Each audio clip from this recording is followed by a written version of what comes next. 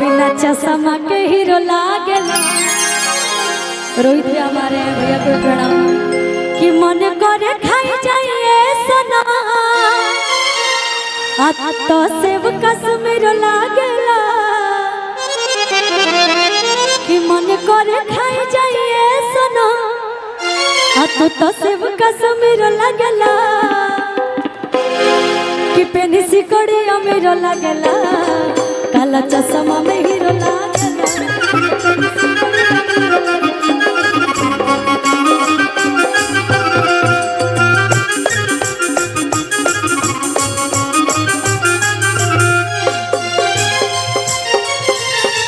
तू तो सेब कश्मीर लागेला। मन करे खाई जाइए सना तू तो सेब कश्मीर लागेला। आ खुशियाँ के रंग पीर लागेला। काला चश्मा में हीरो लागेला।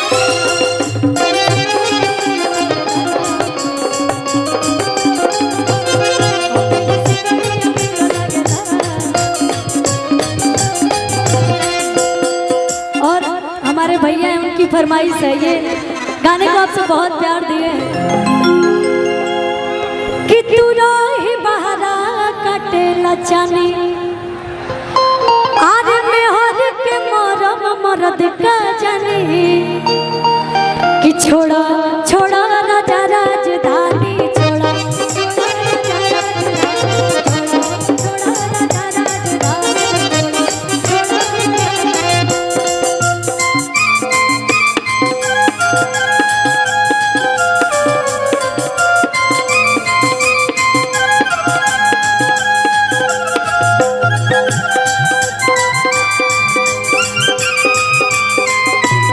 हेलो ठीक तो था आओ अरे दियो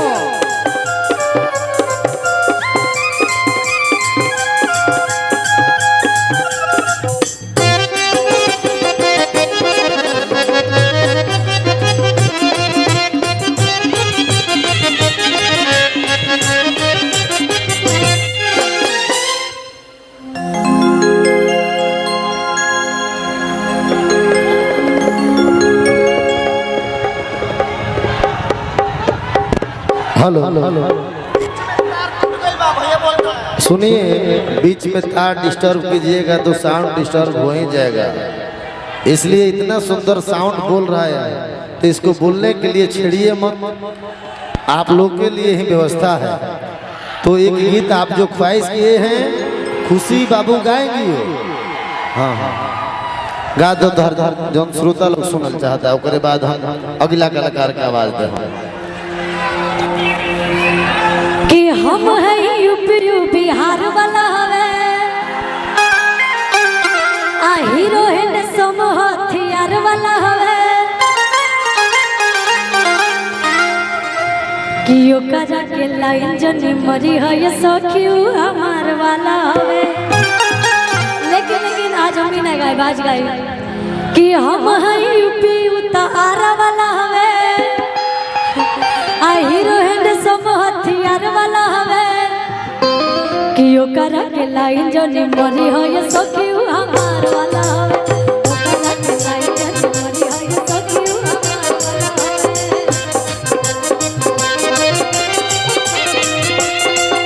पिया बात करिया वादा ठेके रोज धरिया वादा। पिया बात करिया वादा ठेके रोज धरिया वादा।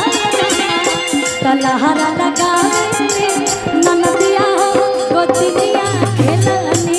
जब से आई हो ससुरवा हवा के तना झेलनी।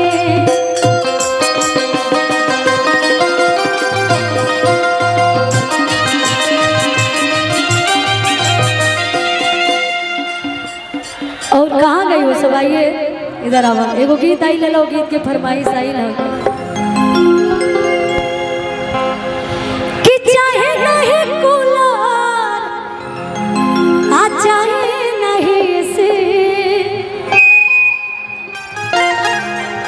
भैया छोटे बाबा थोड़ा बिरैया पैटर्न है। और हमारे सुधीर भैया बिरहा के धुरंधर कलाकार हमारे बीच में हैं। आप लोग के सामने हम कोशिश कर सकते हैं, हमारे पवन राजा सर सभी लोग बैठे हैं कि चाहे नहीं कूलर आ चाहे नहीं एसी और का कहतड़ी कि मजा दिला बेसी भतार मिलल देसी मजा दिला बेसी भतार मिलल देसी कि चाहे नहीं कूलर चाहे नहीं एसी चाहे नहीं कूलर चाहे नहीं एसी कि मजा दिला बेसी भतार मिलल देसी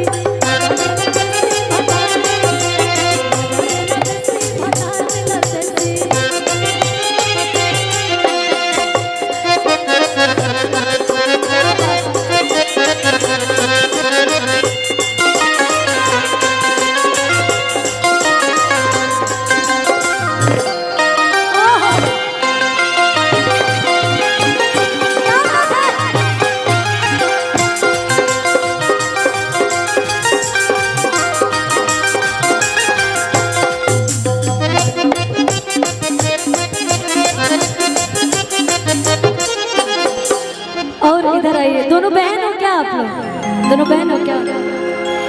कि रही दूरे तो हमके बोलावे सखी रे अलग के गोदी में बिना डोलावे सखी रे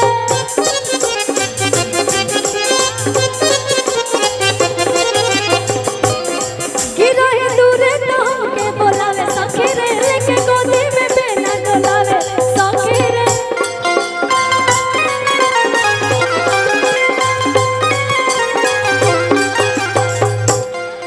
हवा ताजा मिलेला बड़ी मजा मिलेला प्यार पियावा के धरी धर पाजा मिलेला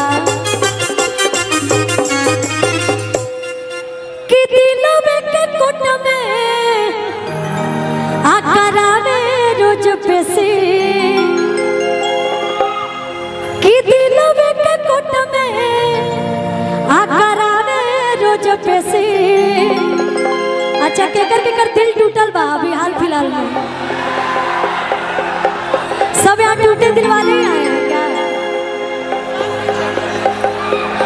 कि दिलों में के कोट में आकरावे रोज पेशी कि मजा दिला बेसी भतार मिल देसी